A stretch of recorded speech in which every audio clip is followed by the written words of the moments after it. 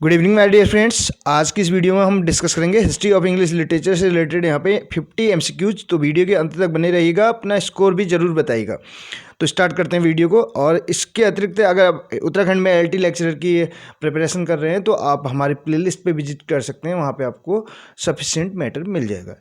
Start करते हैं। पहला question, doctor Johnson's a dictionary of the English language was published in. तो यहाँ पे मैं क्वेश्चन पढ़ूंगा और ऑप्शंस आप खुद स्वयं से रीड करेंगे और उसके बाद आप अपना आंसर भी जरूर दीजिएगा।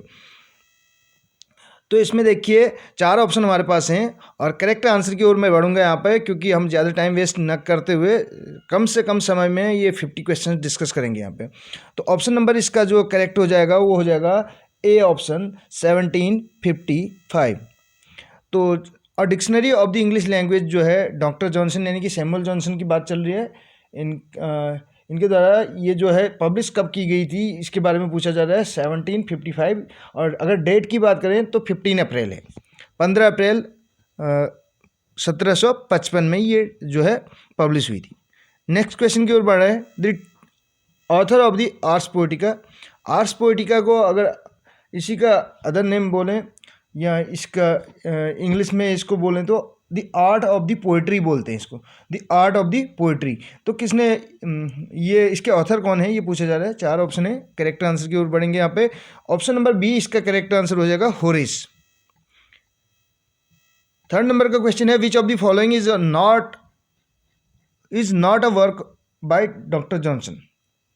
तो कौन सा वर्क नहीं है डॉक्टर जॉनसन का, ये पूछा जा रहा है। Preface to the English dictionary जो है जॉनसन का है, डॉक्टर जॉनसन का। प्रीफेस टू शेक्सपियर भी है और लाइव्स ऑफ इंग्लिश पोएट भी है। तो लाइव्स ऑफ इंग्लिश पोएट में जो है कितने पोएट्स की लाइव को इन्होंने जो है यहाँ पे डिस्कस किया हुआ है। तो लाइव्स ऑफ पोएट में कितने पोएट को इन्होंने इंक्लूड किया हुआ है ये आप बताएंगे। 4 ऑप्शन इसमें जो हैं, इसमें अगर करेक्ट आंसर की इसकी बात करें तो काउले करके जो डी ऑप्शन है ये इनका वर्क नहीं है डॉक्टर जॉनसन का। नेक्स्ट क्वेश्चन देखिए, टॉमस मूर की बात चल रही है। टॉमस मूर जो हैं उनका जो लैटिन मास्टरपीस है, मास्टरपीस के लिए मैंने एक वर्ड इससे पहले भी बताया था, मैग्नम ओपस। मैग्नम ओपस, इनका जो मैग्नम ओपस है masterpiece utopia was translated into English in. तो इंग्लिश में इसको कब ट्रांसलेट किया गया ये पूछा जा रहा है इसमें क्वेश्चन नंबर 4 में। लैटिन में इसको जब लिखा गया था, जब पब्लिश किया गया था तब 1516 में किया गया था, लेकिन उसके बाद इंग्लिश में इसको ट्रांसलेट कब किया गया है ये पूछा जा रहा है। तो करेक्ट आंसर की ओर बढ़ेंगे। ऑप्शन नंबर ए जो है इसका करेक्ट आंसर हो जाएगा 1551। The Gutenberg Bible was first published in. 4 option हमारे पास, गुटेनबर्ग बाइबल की बात चल रही है यहाँ पर। तो ये 42 लाइन्स का बाइबल होता है, या इसको अदर नेम से 42 लाइन्स बाइबल भी इसको कहा जाता है। तो इसके बारे में पूछा जा रहा है कब पब्लिश हुआ था। तो इसका करेक्ट आंसर हो जाएगा ए, यानी कि 1456 में। ठीक है, 1456।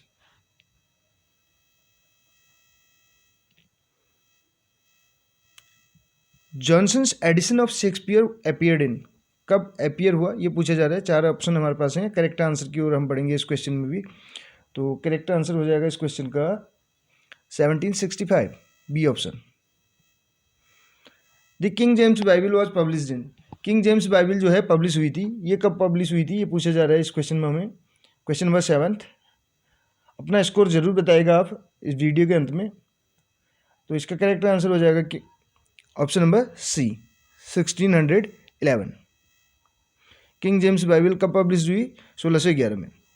Victorian age witnessed a clash between. Victorian age की बात करें तो इसका टाइम पीरियड क्या है?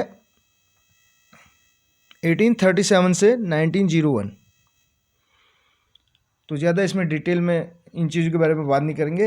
अगर आप डिटेल एक्सप्लेनेशन आपको चाहिए तो इससे पहले हमने इन्हीं क्वेश्चंस को डिटेल में बहुत वहाँ पे डिस्कस किया हुआ है, तो आप उस वीडियो को वॉच कर सकते हैं।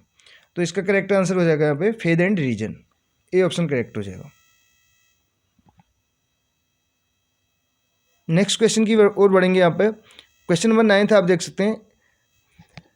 अगर 1817 की बात करें तो इससे रिलेटेड एक वीडियो हमने बना रखी है जिसमें सारे वर्क हमने डिस्कस कर रखे हैं, मेन वर्क जो हैं 1817 में, और इसके अलावा जो भी लिटरेरी टर्म्स वहाँ पे कॉइन हो रखे हैं वो भी हमने उसमें डिस्कस किए हुए हैं। इसके अतिरिक्त एक वीडियो और आपको मिल जाएगी 1850 से रिलेटेड, जिसमें आपको सेम पॉइंट्स मिल जाएंगे जो इम्पोर्टेंट वर्क्स हैं और जो भी वहाँ पे टर्म कॉइन किए गए हैं या जो भी इंसिडेंट हैं हिस्ट्री ऑफ इंग्लिश लिटरेचर से रिलेटेड, वो आपको मिल जाएंगे वहाँ पे, आप उसको भी वॉच कर सकते हैं। इसके अलावा हमारा एक जो है इसी नाम से साई इंग्लिश क्लासेस के नाम से ही फेसबुक पेज भी है, आप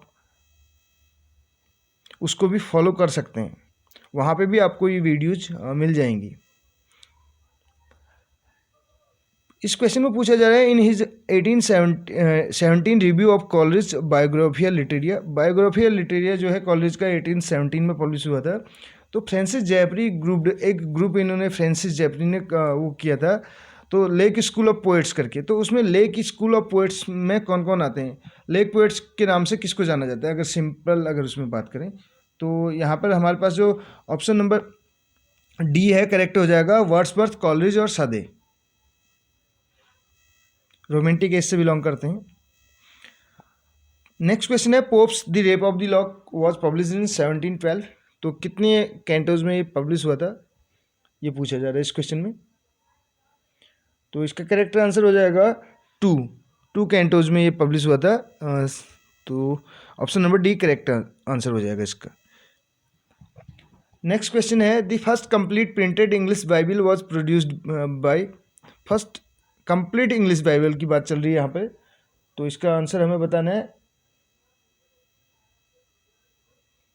तो जो फर्स्ट कंप्लीट अगर प्रिंटेड इंग्लिश बाइबल की बात करें तो ये है माइल्स कवरडेल करके, ऑप्शन नंबर सी आपको करेक्ट यहाँ पे आंसर मिल जाएगा, ऑप्शन नंबर सी। और ये कब आया हुआ था, कब पब्लिश हुआ था, 1535 में, 1535 में। Augustan age is also called, Augustan age कहा जाता है।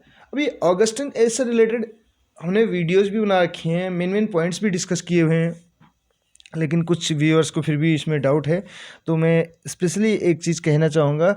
आप जब कभी भी एजेस को पढ़ें उससे पहले जो है मेन जैसे रेनेसा पीरियड के अंतर्गत कौन कौन सी एजें आ जाती हैं, कौन कौन से उनके सब डिवीज़न हैं, वो आप देख लीजिएगा। इसके अलावा न्यू क्लासिकल एज जो आप बोला जाता है उसके अंदर के सब डिवीज़न जो हैं उनको भी आप देखिएगा, तब जाके आपका कन्फ्यूजन क्लियर होगा। इससे पहले एक जो है मैं कमेंट पढ़ रहा था तो उसमें भी मैंने देखा था, लेकिन आप अगर डिटेल में इन चीज़ों को पढ़ेंगे तो आपको कहीं से कहीं तक कन्फ्यूजन नहीं रहेगा। तो क्वेश्चन नंबर 12 है Augustan age is also called, कहा जाता है is called so because. Augustan age क्यों कहा जाता है, कहने का मतलब इसको, तो यहाँ पे इमिटेशन हो रखा है, the English writers imitated the Roman writers during this period, तो हमारा बी ऑप्शन करेक्ट हो जाएगा इसका। नेक्स्ट क्वेश्चन की ओर बढ़ेंगे। ऑगस्टिन एज का टाइम पीरियड की अगर बात करें, ऑगस्टिन एज यानी कि 1701 टू 1745, यानी कि वही एज है, age of Pope Alexander Pope. Charles Darwin का जो ओरिजिन ऑफ स्पीसीज है वो कब पब्लिश हुआ, ये पूछा जा रहा है इस क्वेश्चन में। तो 4 ऑप्शन हमारे पास हैं, करेक्ट आंसर की ओर बढ़े तो 1859 है, ज़्यादा टाइम वेस्ट नहीं करेंगे। टू डैफोडिल पोएम किसकी है, टू डैफोडिल जो है पोएम है, डैफोडिल की बात करें तो आपको पता है विलियम वर्ड्सवर्थ की है। टू डैफोडिल की अगर बात करें तो रॉबर्ट हेरिक की है, ये ऑप्शन करेक्ट हो जाएगा। Next, who among the following is not associated with translation of the Bible. तो कौन इसमें से एसोसिएटेड नहीं है ट्रांसलेशन ऑफ बाइबल से, तो कवरडेल का भी है, विलियम टिंडेल का भी है, जॉन वाइक्लिफ भी हैं, और तो इसमें ब्राउन नहीं है, डी ऑप्शन करेक्ट हो जाएगा। Tragedy of Ferrex and Porrex is the other title of, Ferrex and Porrex किसका अदर टाइटल है, तो आपको पता है रैल्फ वाल्स्टर फर्स्ट इंग्लिश कॉमेडी है। तो अगर बात करें गोरबुडक हो जाएगा यहाँ पे, ए ऑप्शन करेक्ट हो जाएगा हमारा, ऑप्शन नंबर ए जो है इस क्वेश्चन का करेक्ट आंसर हो जाएगा। और इसको किसके द्वारा लिखा गया है, the tragedy of Ferrex and Porrex, इसी का जो सब टाइटल है गोरबुडक, और इसको लिखा गया है सैगविल एंड नॉर्टन के द्वारा। और कब लिखा गया था इसको? 1561। नेक्स्ट क्वेश्चन देखिए, ही फाउंड इट, यानी कि इंग्लिश की बात चल रही है। ब्रिक, ब्रिक है यहाँ पे, ये जे ना होके के है यहाँ पे, brick and left it marble. मिला तो उसे ये ब्रिक के रूप में, और उसने इसको किस में छोड़ दिया? मार्बल बना के छोड़ दिया। ये किसने कहा था? तो ये 4 ऑप्शन हमारे पास हैं।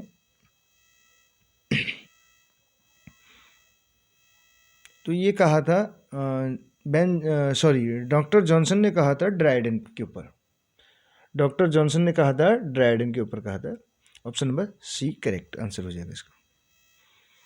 नेक्स्ट क्वेश्चन 18 नंबर, identify the period during which the puritans under the rule of Oliver Cromwell and commonwealth shut down all English theatres on religious and moral grounds.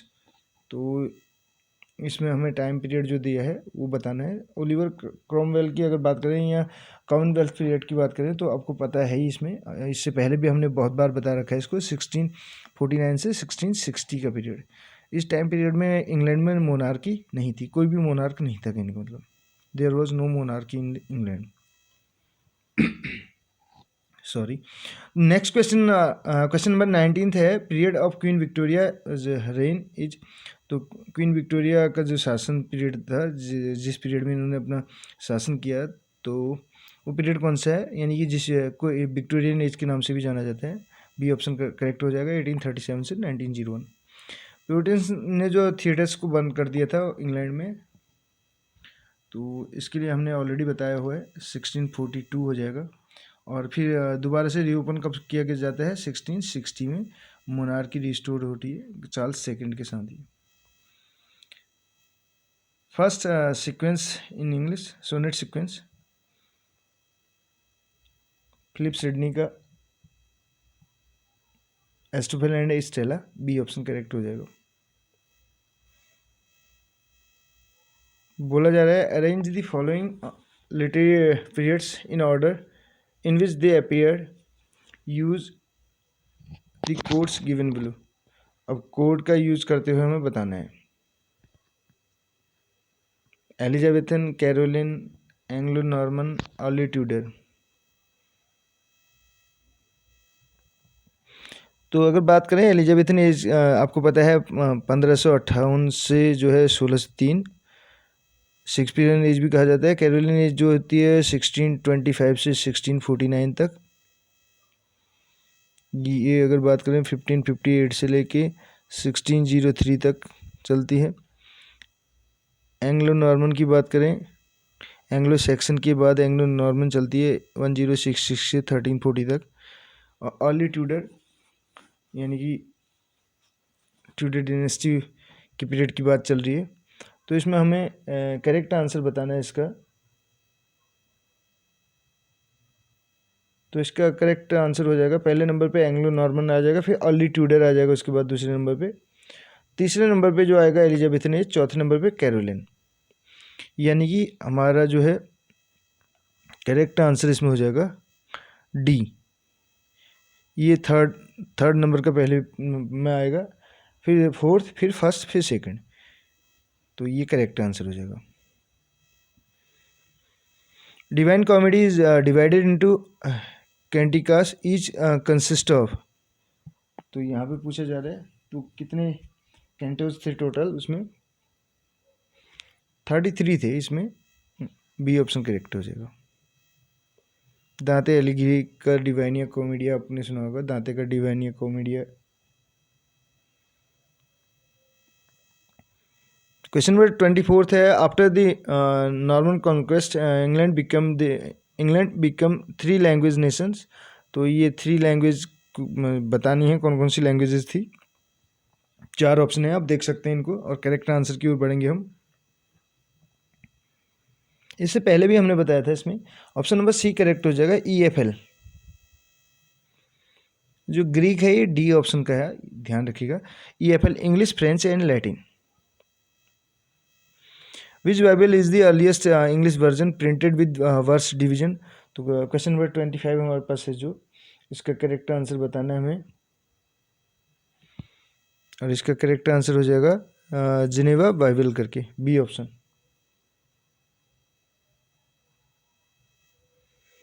Who among Shakespeare's contemporary did not write tragedies. तो Shakespeare के जो contemporary थे उनमें से tragedies नहीं लिखी, किसने नहीं लिखी? तो इसमें करेक्ट आंसर हो जाएगा बी, जॉन लिली ने नहीं लिखी थी। इसके अलावा सबने जो है ट्रेजिडीज लिखी थी, जॉन लिली ने ट्रेजिडीज नहीं लिखी थी।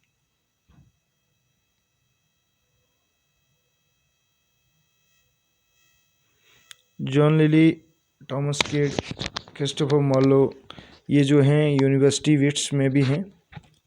बेन जॉनसन जो है यूनिवर्सिटी विट्स में शामिल नहीं थे।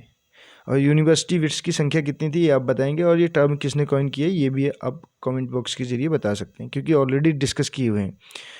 First official royal poet laureate की बात चल रही है हिस्ट्री ऑफ इंग्लिश लिटरेचर में। रॉयल की बात चल रही है तो रॉयल यानी कि ऑफिशियल पोएट लॉरेट की बात करें तो जॉन ड्राइडन है। अनऑफिशियल फर्स्ट, अगर अनऑफिशियल की बात चलेगी तो वो बेन जॉनसन है।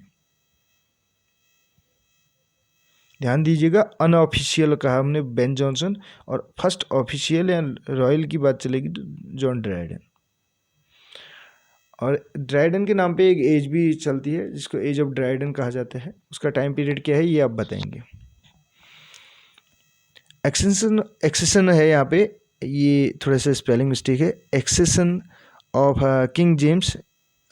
किंग जेम्स जो है ये गद्दी पे बैठे, यानी कि कौन, जब जैकोबियन एज में, तो कौन से सन में ये बैठे थे ये बताना है। ऑप्शन नंबर इसमें सी करेक्ट हो जाएगा, 1603। क्योंकि देखिए 1558 से बात करें 1603 तक, तो यहाँ पे जो है कौन सी एज चलती है? एलिजाबेथन एज, जिसको शेक्सपियरियन एज भी कहा जाता है। इसके बाद 1603 से चलती है 1625 तक जैकोबियन एज, किंग जेम्स के नाम पे। ये किंग जेम्स यानी कि स्कॉटलैंड के 6 थे, यहाँ पे फर्स्ट किंग जेम्स फर्स्ट के नाम से इनको जाना जाता है। और इसके बाद कैरोलिन एज चलती है, फिर इसके बाद प्यूरिटन यानी कि कॉमनवेल्थ एज 1649 से लेके 1660 तक, फिर 1660 से हमारी जो है रेस्टोरेशन एज स्टार्ट हो जाती है 1700 से। फिर उसके बाद ऑगस्टन, फिर उसके बाद एज ऑफ सेंसिबिलिटी या डॉक्टर जॉनसन की एज, फिर रोमांटिक पीरियड, फिर इसके बाद विक्टोरियन। ये टाइम पीरियड हमने बता रखा है एजेस से रिलेटेड, अब देख सकते हैं इस वीडियो को। ज़्यादा इस वीडियो में डिस्कस नहीं करेंगे, नहीं तो वीडियो बहुत लंबी हो जाएगी। ड्राइडन का जो ऑल फॉर लव है ये लिखा गया है, तो ये किस में लिखा गया है ये पूछा जा रहा है। 4 ऑप्शन हमारे पास हैं, करेक्ट आंसर हमें बताना है।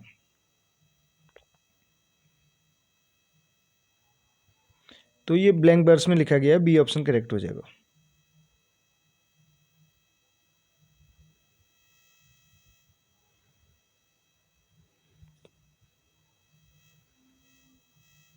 John Dryden in his heroic tragedy All for Love takes the story of Shakespeare. तो शेक्सपियर की कौन सी स्टोरी से लिया गया है इनका ऑल फॉर लव जो है? तो 4 ऑप्शन हमारे पास हैं और करेक्ट आंसर की ओर बढ़ेंगे हम। एंटनी एंड क्लेयोपेट्रा करके है, ऑप्शन नंबर डी करेक्ट हो जाएगा।